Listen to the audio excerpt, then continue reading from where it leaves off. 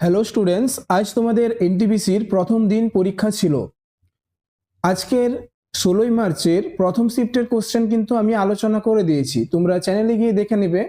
আজ এখন আমি সেকেন্ড ও থার্ড শিফটের কোশ্চেনগুলো কিন্তু অ্যানালাইসিস করব। তোমরা ভিডিওটি শেষ পর্যন্ত দেখবে। দেখো, কোন খাতটি টার্সিয়ারি সেক্টরের আয়ত্তাধীন? এই কোশ্চেনটি কিন্তু তোমাদের এবারের পরীক্ষায় সেকেন্ড শিফট ও থার্ড শিফটের পরীক্ষায় কিন্তু পড়েছিল। পরিষেবা, ঠিক আছে, পরিষেবা। দিল্লির কোন সুলতান 40 চক্র বা তুর্কান ই চাহালগানি প্রবর্তন করেন? তো রাইট অ্যান্সার হবে ইলতুৎমিশ। তাহলে তোমরা যারা ইলতুৎমিশ করেছো তাদের কিন্তু এই কোশ্চেনটা ঠিক হবে।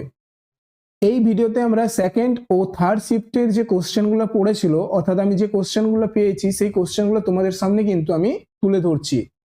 দেখো, প্রায় 2500 খ্রিস্টপূর্বাব্দে অর্থাৎ সিন্ধু সভ্যতার সময় কোন বন্দর থেকে সর্বাধিক পণ্য পরিবহন ও বাণিজ্য সম্পাদন হতো? তো রাইট অ্যান্সার কি হবে? লোথাল। তাহলে লোথাল হবে রাইট অ্যান্সার। তাহলে সিন্ধু সভ্যতার সময় প্রধান বন্দর ছিল লোথাল, এবং সেই বন্দরেই কিন্তু সর্বাধিক পণ্য পরিবহন ও বাণিজ্য সম্পাদন হতো। এই কোশ্চেনটা কিন্তু খুবই ভিভিআই, তোমাদের আপকামিং যে শিফটগুলো রয়েছে সেই শিফটেও কিন্তু এই কোশ্চেনটা আসার চান্স রয়েছে। পরের কোশ্চেন দেখো, সংসদের উভয় কক্ষে একটি বিল পাস হওয়ার পর আইনে পরিণত করার জন্য কে চূড়ান্ত সম্মতি দেন? তো রাইট অ্যান্সার হবে রাষ্ট্রপতি। ঠিক আছে, রাষ্ট্রপতি। তাহলে মনে রাখবে যে সংসদের উভয় কক্ষে একটি বিল পাস হওয়ার পর, অর্থাৎ উচ্চকক্ষ ও নিম্নকক্ষে একটি বিল পাস হওয়ার পর আইনে পরিণত করার জন্য চূড়ান্ত সিদ্ধান্ত কে দেন? রাষ্ট্রপতি। পরে কোশ্চেন দেখো, চীনের তুলনায় ভারতের কোন দেশের সাথে স্থল সীমানা দীর্ঘ? ঠিক আছে, তো রাইট অ্যান্সার কি হবে? বাংলাদেশ। বাংলাদেশের সাথে ভারতের স্থল সীমানা সব থেকে হচ্ছে বড়, মানে দীর্ঘতম। পরে কোশ্চেন দেখো, 21শে জুন গ্রীষ্মকালীন আয়ন কাল মূলত কোথায় ঘটে? 21শে জুন গ্রীষ্মকালীন আয়নকাল মূলত কোথায় ঘটে? তো রাইট অ্যান্সার কি হবে? উত্তর গোলার্ধে। তাহলে তোমরা মনে রাখবে উত্তর গোলার্ধে। ঠিক আছে, অর্থাৎ তোমরা যারা উত্তর গোলার্ধে করে এসছো তাদের কিন্তু এই কোশ্চেনটা ঠিক হবে।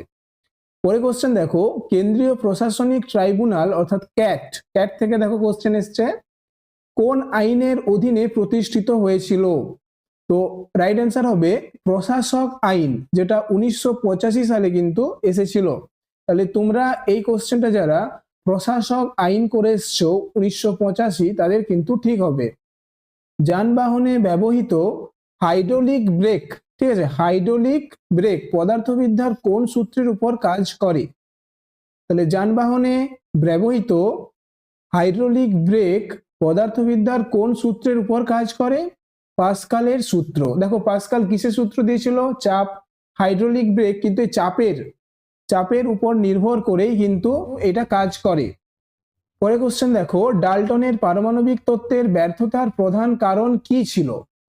তো রাইট অ্যান্সার হবে পরমাণু অবিভাজ্য। পরমাণু যে অবিভাজ্য, এটা ডাল্টনের পরমাণুবাদে বলেছিলেন, সেটা কিন্তু প্রধান কারণ ডাল্টনের পারমাণবিক তত্ত্ব ব্যর্থতার জন্য।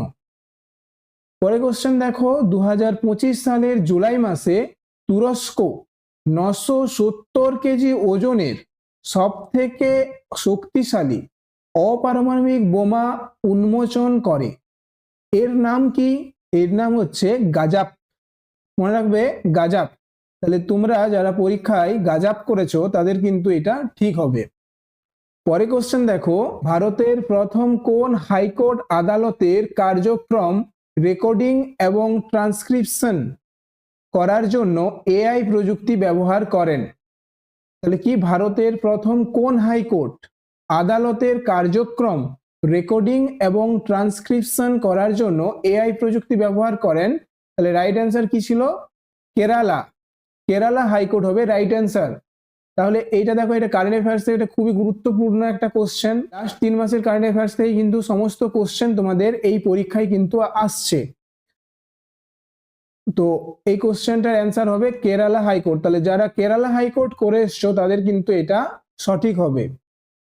কোন ব্রিটিশ ভাইসরয়? দেখো, ভাইসরয় থেকে কিন্তু কোশ্চেন আসছে। তাহলে কোন ব্রিটিশ ভাইসরয় কংগ্রেসকে ভারতের জনসংখ্যার একটি ক্ষুদ্র সংখ্যালঘু বলে উল্লেখ করেছিলেন? কোন ব্রিটিশ ভাইসরয় কংগ্রেসকে ভারতের জনসংখ্যার একটি ক্ষুদ্র সংখ্যালঘু বলে উল্লেখযোগ্য করেছিলেন? তো রাইট অ্যান্সার হবে লর্ড ডাফরিন। ঠিক আছে, লর্ড ডাফরিন হবে তোমাদের রাইট অ্যান্সার। পরে কোশ্চেন দেখো, উত্তর ভারতের বিশাল সমভূমিকে জনপ্রিয়ভাবে কি নামে ডাকা হয়? তো সঠিক উত্তর হবে সিন্ধু গঙ্গা ব্রহ্মপুত্র সমভূমি। তাহলে এই কোশ্চেনের অ্যান্সার যারা সিন্ধু গঙ্গা ও ব্রহ্মপুত্র সমভূমি করে এসছো তাদের কিন্তু ঠিক হবে। দেখো পরে কোশ্চেন, 1905 সালে ব্রিটিশদের দ্বারা কার্যকর করা বঙ্গভঙ্গ কত সালে আনুষ্ঠানিকভাবে বন্ধ করা হয়? তাহলে 1905 সালে যে বঙ্গভঙ্গ আইন চালু করেছিল তা কিন্তু কার্যকরভাবে বা আনুষ্ঠানিকভাবে বন্ধ করা হয়েছিল 1911 সালে। তাহলে এইটা কিন্তু খুবই গুরুত্বপূর্ণ একটা কোশ্চেন। তো তোমরা যারা 1911 সালে করে এসছো তাদের কিন্তু এটা ঠিক হবে। পরের কোশ্চেন দেখো, ভারতের সংবিধানের জনক কাকে বলা হয়? এটা কিন্তু খুবই ভিভিআই কোশ্চেন। এটা কিন্তু আমি বারবার তোমাদেরকে বলেছি যে ভারতের সংবিধানের জনক বলা হয় বি.আর. আম্বেদকরকে। ঠিক আছে, বি.আর. আম্বেদকর। থর মরুভূমিতে সেচের জন্য কোন খাল প্রকল্পটি প্রধান ভূমিকা পালন করে? ঠিক আছে, থর মরুভূমিতে সেচের জন্য কোন খাল প্রকল্পটি প্রধান ভূমিকা পালন করে? ইন্দিরা গান্ধী খাল।